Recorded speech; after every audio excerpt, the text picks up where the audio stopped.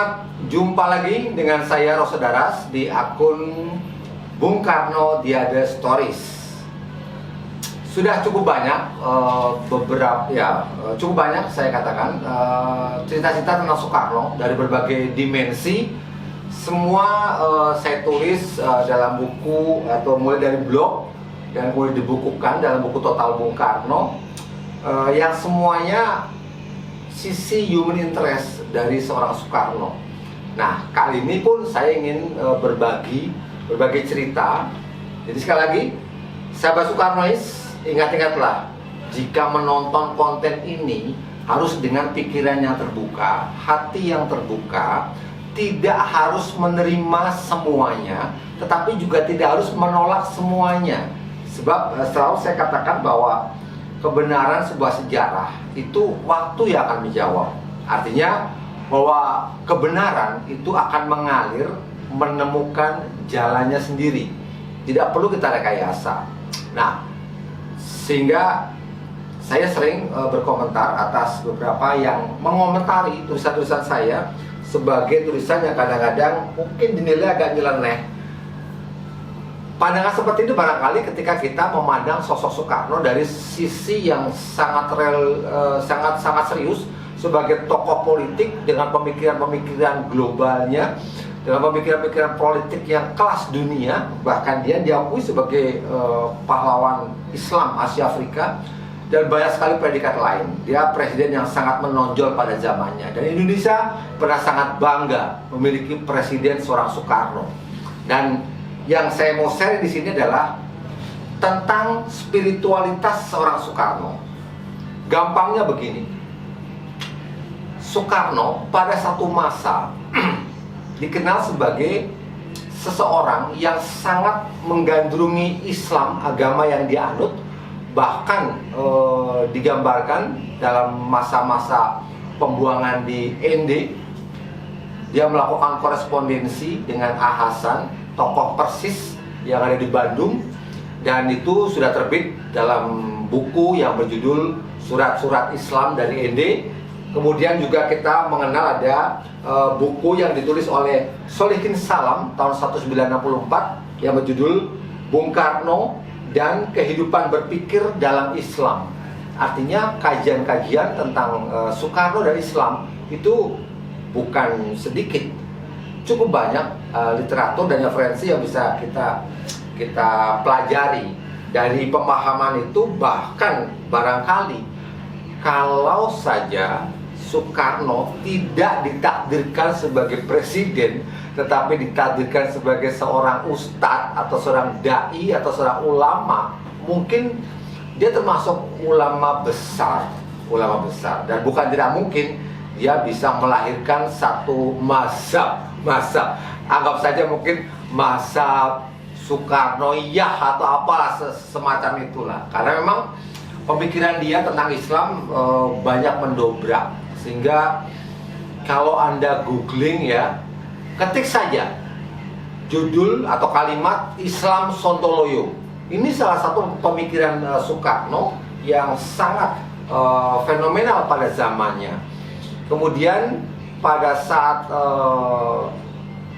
1940-an dia juga berdebat tentang donor darah, di mana sebagian ulama mengharamkan kalau kita tidak tahu bahwa darah itu berasal dari orang yang beragama yang sama atau tidak. Nah, Soekarno waktu itu menerobos dengan pendapatnya bahwa donor darah itu urusan kemanusiaan, bukan soal agama gitu. Jadi ini pemikiran yang sangat maju pada zamannya, karena terbukti pemikiran Soekarno banyak dikritik oleh tokoh-tokoh yang boleh dikata ya ulama pada eranya. Itu satu hal tentang spiritualitas Soekarno dalam konteks hubungan personal antara seorang Soekarno dengan Tuhannya. Nah, saya cukup lama menggeluti sosok Soekarno, dan selalu saya mengatakan, bukan saya semakin paham, saya semakin merasa kecil. Dan itulah kenapa saya masih harus terus menggali, terus belajar tentang Soekarno. Jadi semakin banyak buku yang saya baca, semakin banyak cerita kisah dari para pelaku sejarah yang mampir ke telinga saya, semakin membuat saya merasa bahwa belum apa-apa pengetahuan saya tentang Soekarno. Tapi yang menarik, ada menarik bahwa kelompok yang menamakan diri atau merasa dirinya sebagai Soekarnois atau orang yang mengagumi pemikirannya Soekarno atau orang yang mungkin tergila-gila dengan segala hal yang berbau Soekarno, baik atau buruk, itu ada. Dan pada dunia ini saya menemukan satu kelompok yang sangat intens mempelajari Soekarno dalam konteks spiritualitas kejawen mungkin ya. Ini sebenarnya kalau diplesetkan sedikit bisa ranahnya masuk ke area klinik. Jadi misalnya Anda para sahabat Soekarnois mungkin juga sering membaca atau sering mendengar kisah-kisah tentang tanda kutip ya kesaktian seorang Soekarno. Bagaimana mungkin manusia, jika dia manusia biasa, ditembak berkali-kali dalam usaha pembunuhan, tercatat saya kira sekitar 7 kali usaha pembunuhan langsung kepada Soekarno. Ada penembakan oleh pilot Amerika dari atas, kemudian ada penembakan saat dia melakukan sholat Idul Adha di Masjid Istana dari jarak yang hanya sekitar 7 saf saja di belakangnya penembaknya. Kemudian ada kasus penggranatan di Cikini, perguruan Cikini. Anda juga mungkin pernah membaca cerita itu. Kemudian ada juga jebakan bom atau granat di daerah Cisalak. Kemudian juga percobaan pembunuhan di Makassar. Sangat banyak usaha dan selalu meloloskan Soekarno sebagai orang yang kemudian selamat dari semua usaha pembunuhan. Inilah kemudian dimaknai sebagai, Soekarno orang yang sakti gitu. Nah, padahal Soekarno sendiri mengatakan ya nggak seperti itu tepatnya. Menurut dia soal mati atau hidup ya Tuhan. Ini kan sebenarnya tauhid sekali ya, bahwa hidup mati orang itu ya sepenuhnya Tuhan yang ngatur. Lo mau ditembak berapa kali pun kalau lo takdirnya nggak mati ditembak, ya lo nggak bakal mati. Kasarnya begitu gitu. Dan Soekarno percaya itu, sehingga dia tidak pernah berubah sikap untuk tetap dekat dengan rakyatnya. Untuk dalam setiap rapat-rapat akbar dia turun menjumpai rakyatnya, memeluk rakyatnya, menyalami rakyatnya. Dia nggak ada rasa takut tiba-tiba ada yang menusuk dia atau menembak dia. Ya mungkin bisa aja gitu. Tapi itu terjadi. Dan juga ada cerita-cerita lain terkait dengan beberapa situs yang bukan sekali, 2 kali saya baca dan sangat sering. Misalnya satu tempat bentuknya hutan, dikabarkan di situ Bung Karno sering melakukan tirakat bersemedi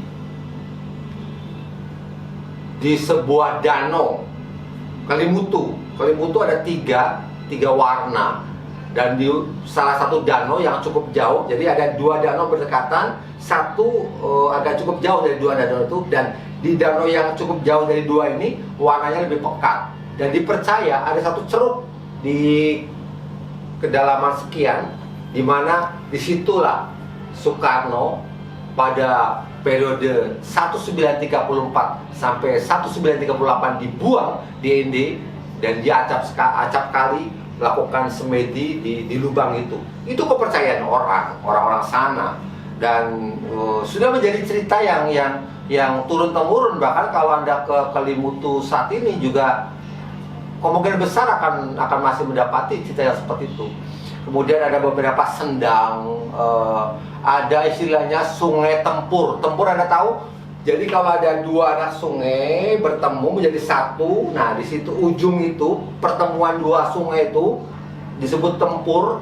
Nah itu dipercaya bagi orang yang suka mempelajari kejawen atau spiritualitas itu bertirakat, itu konon sebagai satu tempat yang cukup baik untuk melakukan semedi gitu.